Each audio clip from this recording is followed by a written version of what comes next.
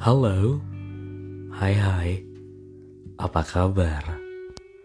Semoga kita selalu sehat, selalu diberkahi dan diberkati dalam menjalani aktivitas kita sehari-hari. Perkenankan aku Harry pada kesempatan hari ini di podcastku episode ke-7. Aku mau sharing dengan teman-teman mengenai beauty standard atau standar kecantikan perempuan yang sebenarnya semu. Jadi kalau kita ngobrolin tentang standar kecantikan gitu ya. Jadi katanya kecantikan yang ideal itu banyak yang berpikir bahwa perempuan itu harus punya rambut lurus gitu ya. Terus juga kulit yang cerah, apalagi tubuh tinggi, langsing, mancung, dan lain-lain gitu. Jadi hal ini bikin perempuan itu kayak mengobjektifikasikan diri mereka sendiri sesuai dengan standar kecantikan itu gitu. Jadi kalau kita ngobrolin anak perempuan dari kecil misalnya, mereka tuh banyak yang diceritain mengenai dongeng princess gitu ya, atau boneka Barbie misalnya. Jadi kayak secara nggak langsung tuh mereka malah kedoktrin kalau cantik itu ya kayak mereka, kayak si Barbie itu gitu, yang punya kaki panjang misalnya tadi aku bilang, terus kulit yang sempurna yang putih misalnya, rambut yang indah dan sebagainya gitu. Dan ya intinya kayak ngelit mereka untuk berpikir itulah wanita atau perempuan yang anggun gitu, yang ditunjukkan juga dari gambar-gambar kalau kita lihat di buku dongeng itu gitu ya. Nah, di sisi lain laki-laki juga banyak di program tuh kayak untuk mengingini perempuan yang cantik, yang kayak boneka Barbie itu tadi gitu. Terus mainannya mereka pun juga dibedain gitu, kayak laki-laki itu lebih maskulin misalnya. Jadi jadi kalau kita ngomongin standar kecantikan, sebenarnya tuh ada salah satu buku teori namanya tuh Beauty Myth dari Naomi Wolf.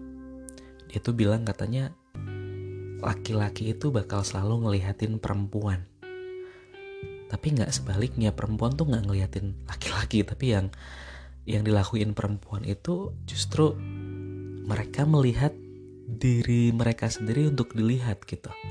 Jadi mungkin dalam benak pikiran mereka tuh mereka berpikir bahwa kayak pas lagi dilihatin, aku tuh udah oke belum ya, terus kayak udah aman, udah cantik, udah ya gitu, kayak yang jadi kayak malah objectify ke dirinya sendiri gitu. Dan dari sini banyak perempuan juga yang insecure dan kayak bakal mencoba untuk terus on gitu ya, atau tampil paripurna gitu ya. Ya contohnya ya mereka mungkin rela duduk untuk kayak mungkin sejam 2 jam gitu, berjam-jam di salon atau di kursi rias gitu kan, untuk tampil cantik. Terus juga sehari-hari mereka retouching make up mereka, dan bahkan gak sedikit yang ngelakuin operasi plastik gitu. Terus kalau kita ngomongin sejarah gitu, banyak banget catatan yang mungkin gak kehitung gitu tentang perempuan yang mencoba melakukan perawatan wajah mereka dan tubuh mereka gitu, kayak biar fit in dan sesuai dengan standar kecantikan yang ideal gitu.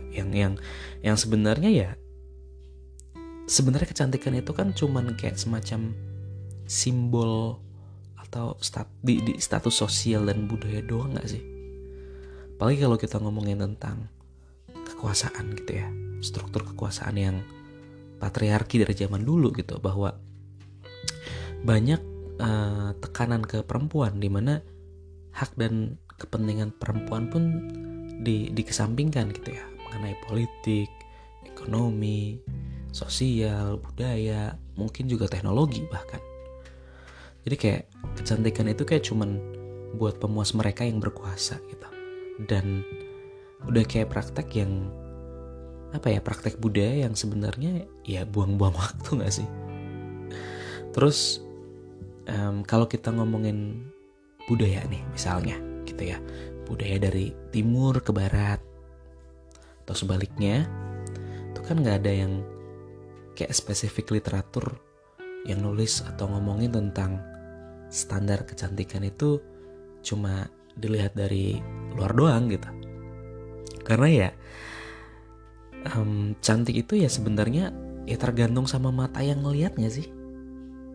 Ya kecantikan nggak bisa kayak misalnya dibedain berdasarkan negara mana atau agama apa, pun juga nggak bisa diurutin misalnya berdasarkan kesukuan kita gitu, ya kan? Jadi ya dari concern ini juga waktu aku kemarin baru kelar bikin skripsi gitu ya, aku pun juga memang mengangkat mengenai tema feminisme ini gitu. Dan refernya ya ke objektifikasi tadi dari dampak beauty standard ini gitu. Makanya ya di sini aku mau sharing topik beauty standard karena ya ya intinya memang atas apa yang perlu dilihat teman-teman atau masyarakat melalui perempuan gitu.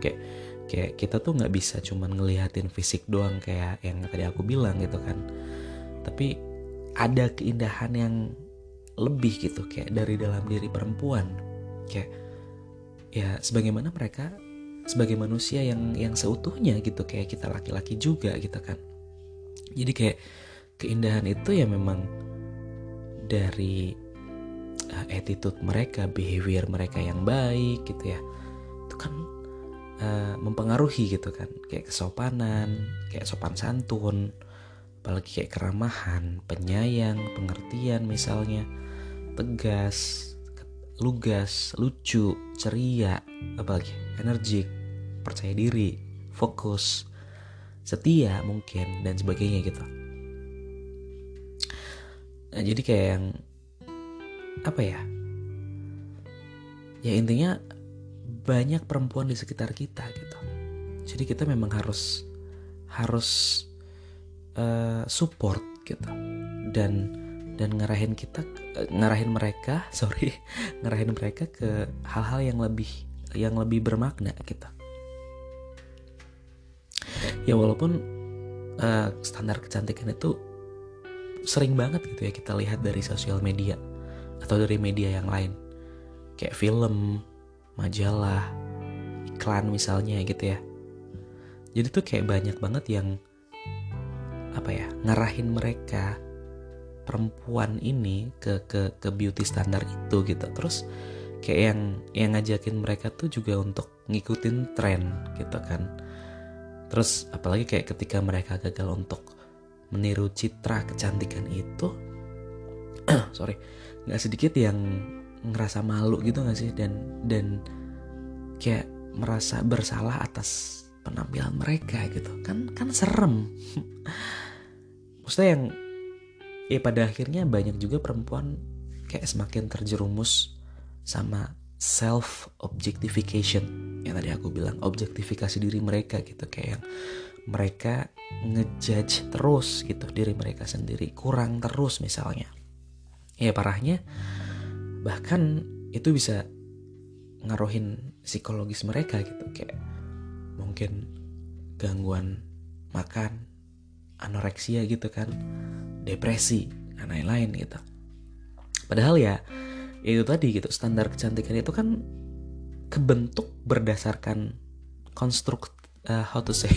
konstruksi sosial keperempuan kan. Maksudnya yang tadi dibilang kayak ngelit atau nyiptain penampilan dan juga nentuin bagaimana mereka mendefinisikan standar kecantikan itu sendiri gitu. Kayak tujuan menjadi cantik itu kan seolah-olah kayak cuman dipandang oleh laki-laki, dan ironisnya perempuan mereka tuh tahu praktek kecantikan itu kayak berfokus pada tubuh dan ya nggak ngebantu perempuan untuk ngasah pemikirannya justru gitu. Dan ya masih panjang sih kalau kita mau bahas mengenai beauty standard ini secara detail di sini gitu ya. Tapi ya sebenarnya akar dari beauty standard atau beauty myth atau standar kecantikan ini ya berasal dari pandangan masyarakat atau orang-orang yang sering kali diterima gitu secara umum sebagai kebenaran misalnya. Jadi kayak yang lama-lama dari yang dibenarkan terus jadi diyakini gitu kan parah gitu ya. Dan banyak hal sih yang mempengaruhi perkembangan standar kecantikan di society gitu ya, di masyarakat. Kayak tadi aku bilang dari media atau media sosial gitu kan. Ya mereka sering kali mempromosikan ideal kecantikan yang nggak realistis tadi gitu. Pun ya ada yang berdasarkan sama standar rasial misalnya kan. Terus etnis tertentu tuh yang paling laku atau yang paling dicari gitu misalnya. Terus hal yang mempengaruhi juga pastinya di situ ada keuntungan bisnis. Jadi ya industri kecantikan lah yang banyak banget buat kayak mempromosiin ideal kecantikan tertentu gitu. Terus ya itu semua ya karena bisa memotivasi orang buat ngebeli produk mereka gitu atau layanan tertentu gitu kan. Right guys, so udah mau subuh jadi ada background suara lain. Sorry guys. Tapi kita terusin ya. Tanggung. Terus selanjutnya kita juga ada kayak pandangan patriarki, di mana ya masyarakat sering banget mempromosiin standar kecantikan yang lebih menguntungkan buat laki-laki dan negesin peran gender di sini gitu. Jadi kayak ditentuin sama lingkungan sosial. Misalnya kayak cowok itu ya harus ngelit, terus juga yang duluan, yang di atas gitu-gitu. Kayak padahal kompetensi perempuan itu kan nggak sedikit gitu ya yang mengungguli laki-laki gitu misalnya. Ya to be fair gitu kan di sini. Ya walaupun gue laki-laki tapi ya it's real gitu. Dan lagi aku pribadi berpikir bahwa aku kayak punya rasa tanggung jawab atau empati untuk perempuan di sekitar kita.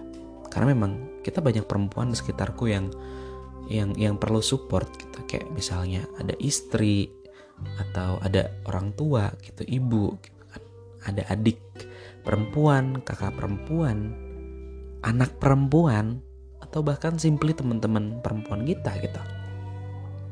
Dan lain-lain. Terus perilaku sosial lagi-lagi yang mempengaruhi gitu kan. Jadi kayak mungkin kebiasaan, tradisi atau budaya yang kasih pengaruh sama pandangan masyarakat tentang apa yang dianggap cantik dan apa yang dianggap nggak cantik gitu. Ya in a good way itu bagus. Mungkin kalau kita ngomongin culture gitu, tapi ya apa ya? Harusnya dibarengi dengan kecantikan yang dari dalam yang tadi aku bilang gitu kan, mengenai etika dan sopan santun gitu kan.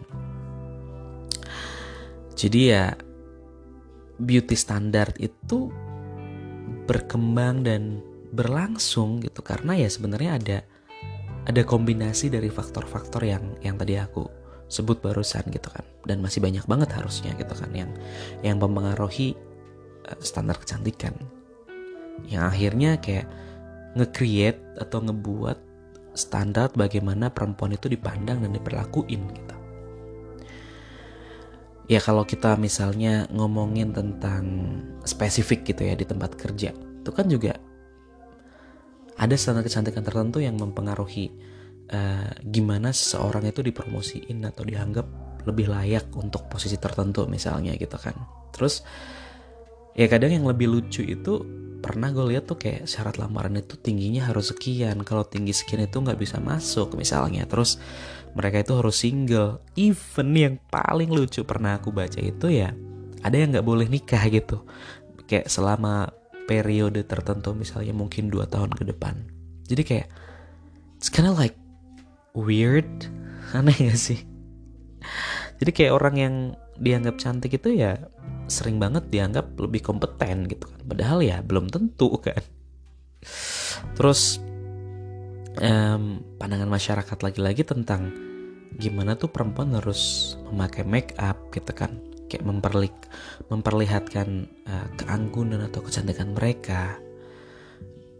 Ya itu ya mempengaruhi gimana perempuan diperlakukan gitu kan di tempat kerja gitu. Kayak contohnya kalau kita pergi ke kayak public space, public places, kayak perempuan yang bekerja itu mereka harus kayak tampil cantik, terus anggun gitu ya, pakai make up, lipstiknya on misalnya, pakai stocking dan lain-lain gitu. Jadi kayak yang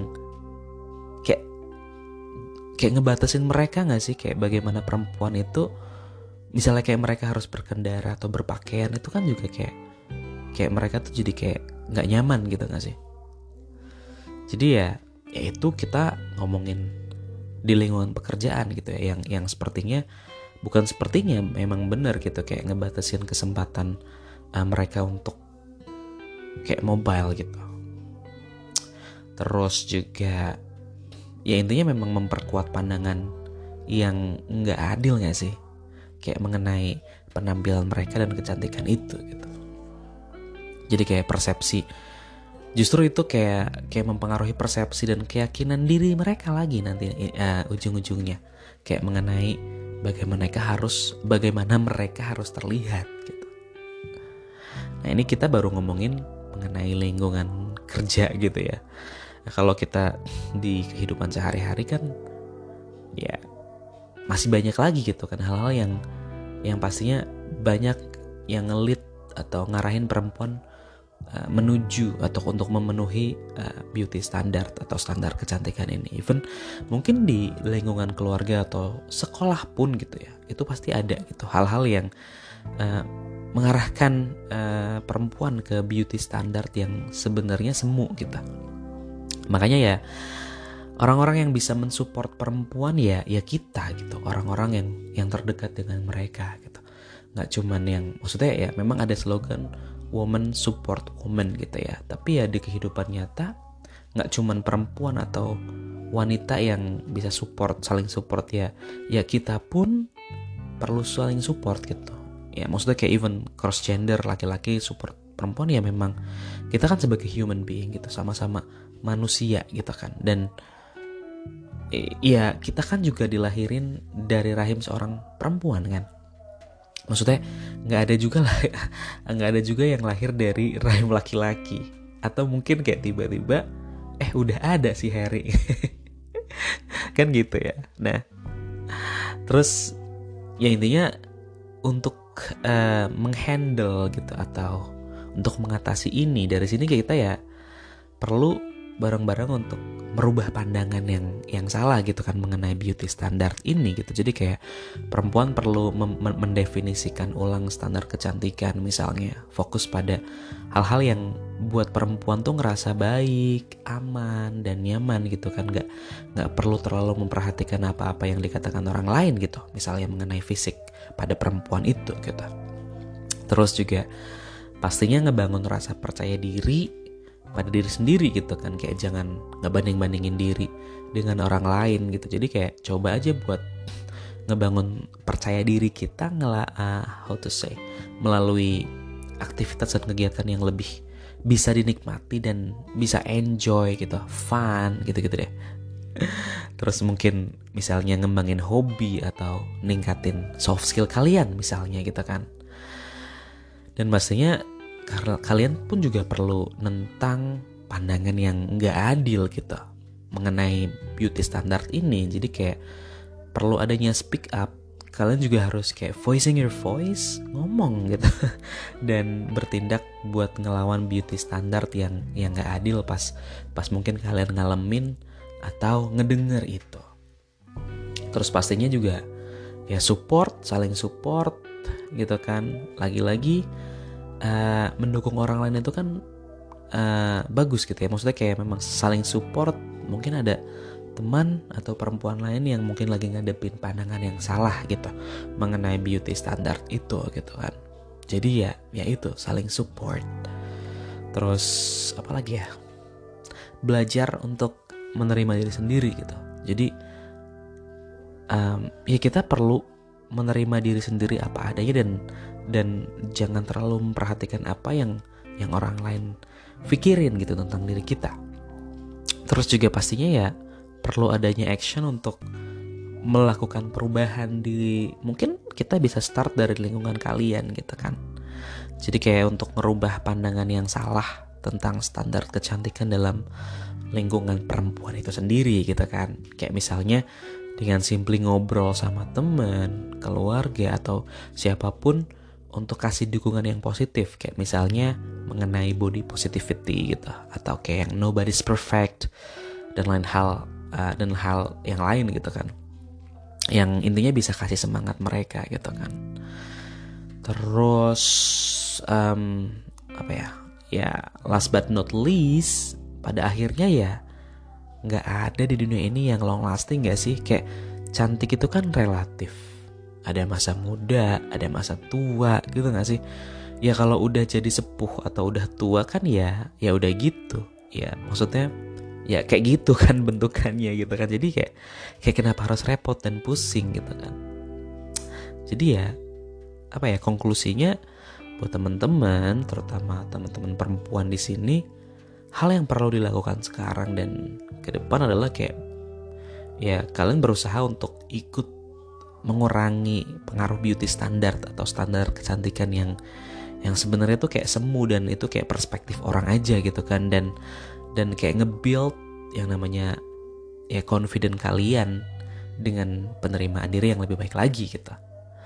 Dan yang pasti saling support satu sama lain dan take action untuk melawan itu dengan hal yang pastinya lebih berguna atau lebih positif kayak gitu. Sepertinya cukup panjang ya kalau kita ngomongin beauty standard ini, karena more or less aku udah mempelajari ini mengenai teori beauty myth dari Naomi Wolf. Terus aku juga ngebahas ini di skripsiku dan bisa sampai mungkin 30 menit 1 jam kalau kita mau terusin. Tapi kayaknya cukup sekian untuk podcast hari ini karena udah lebih dari 20 menit guys. Thank you for listening this podcast. Semoga ada sesuatu yang bisa teman-teman dapetin dari sini. Semoga bisa memberikan support ke perempuan. Pokoknya kita memang perlu saling support sesama human being, sama manusia. I appreciate your value time. Aku pamit undur diri. Sampai nanti.